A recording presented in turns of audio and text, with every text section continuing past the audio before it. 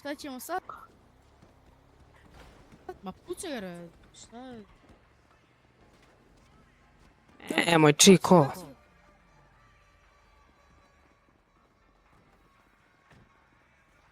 Ne. Može li za kockice za misiju ljubite brat? Može Davide, može. Hvala puno. A nemoj čovječe.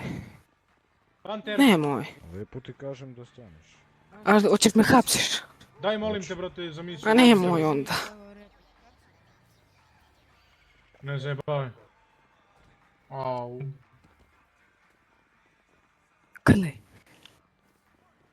Pomaži bre.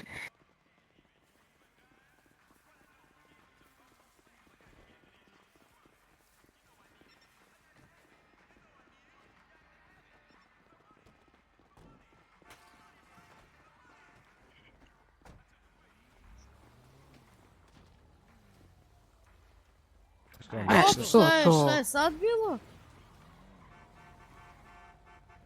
Stani Bojan. Evo ga, sad tako odeš, aj lota. Vratonicu pod rukom vučem. Če stani da ga, aj sad lota, aj, evo ide sad u vodu. Sjedi druže da odemo do brana. Sjedi brže! Slobodno, završit ćeš na gradskim zatvorom.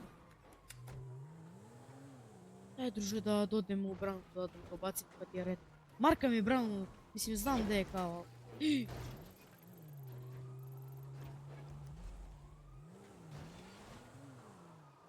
600 metara. Sad ide ovo. Pa ne sme ništa da uradi. Ako uradi lota...